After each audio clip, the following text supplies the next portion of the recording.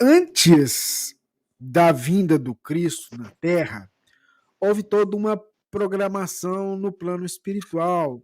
Nessa programação, inclui também as pessoas na qual o Cristo teve contato. Exemplo, Maria de Magdala, Judas, Pilatos, Nicodemos e tantos outros personagens que o Evangelho apresenta, era uma representação vinda de uma programação ou foram personagens aleatórios, tocados ou não pelo Cristo?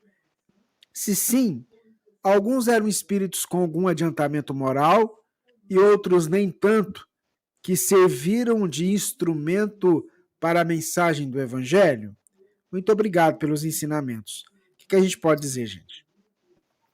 Podemos dizer que eles não eram espíritos puros. E como não eram espíritos puros, a encarnação abafa a compreensão do que eu verdadeiramente sou.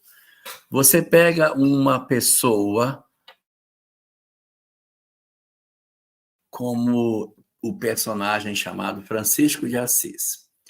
O Francisco de Assis, ele tem uma primeira parte da vida dele em que ele não tem uma visão muito clara do que de fato ele faria depois. Ele, depois de adulto, é que tem uma espécie de um despertar e acorda para a vida e vai ter uma história maravilhosa. Por quê? Porque o espírito, não sendo puro, a carne exerce uma pressão muito grande e a pessoa pode demorar para entender o sentido das coisas.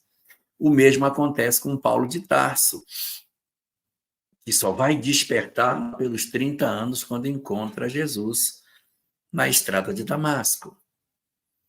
Os discípulos, Maria de Magdala e os outros mais que conviveram, também não eram espíritos puros. Então, as contrições naturais da matéria, as condições de existência, de encarnação, abafam muito a compreensão. É preciso algo para acordar o espírito incrível que adormece num corpo que está sofrendo os condicionamentos da cultura em que vive, do ambiente onde está, das verdades que aprendeu e acaba se contaminando com isso. Então você vai ver os discípulos muito ingênuos, muito frágeis.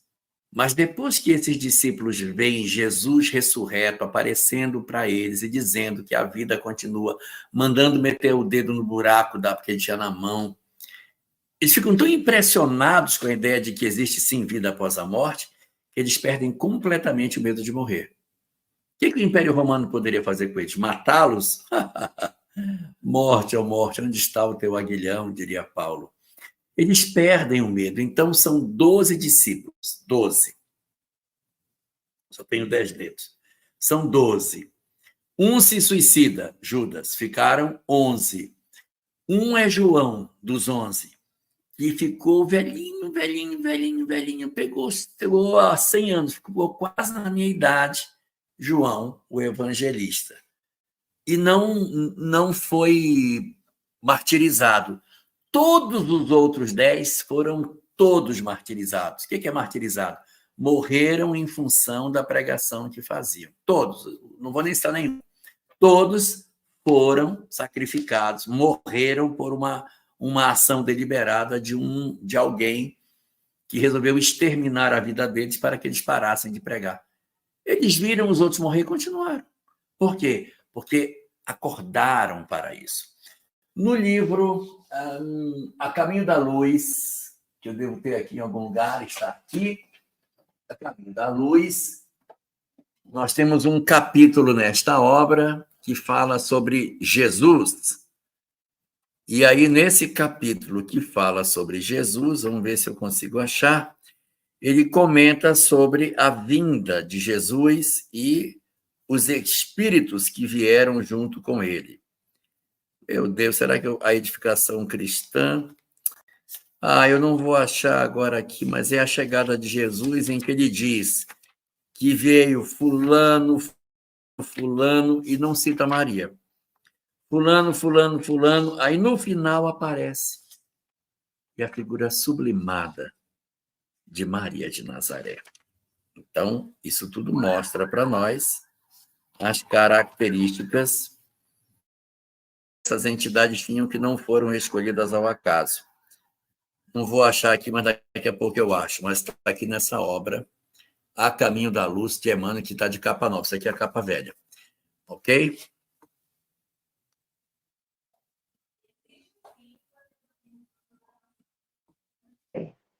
Existe sim um planejamento espiritual milenar antes do Cristo nascer.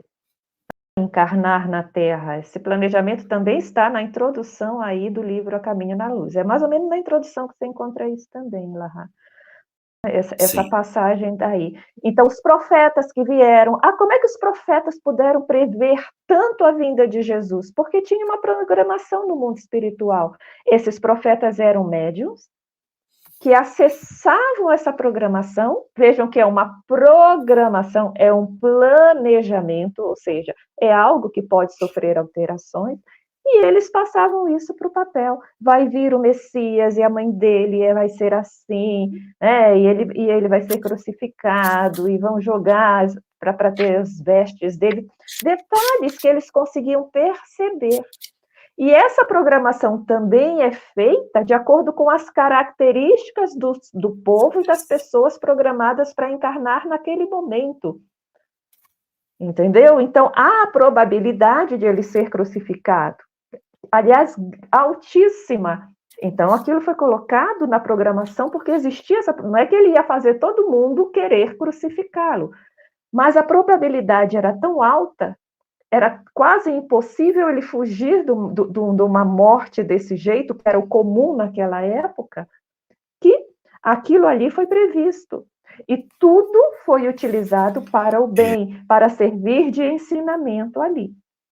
E sim, né, algumas pessoas dentro dessa programação, como é o nosso caso de Judas Iscariotes, podem fugir da programação, outros devem ter fugido, escapado, desviado a sua programação, e a gente às vezes não está nem sabendo.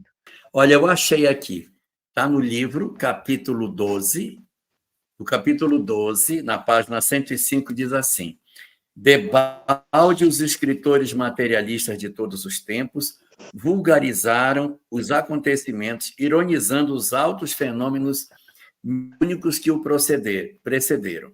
As figuras de Simeão, Ana, Isabel, João Batista, José, bem como a personalidade sublimada de Maria, têm sido muitas vezes objeto de observações injustas e maliciosas. Mas a verdade é que, tarará, tarará, tarará, que eles teriam vindo realmente dentro dessa programação.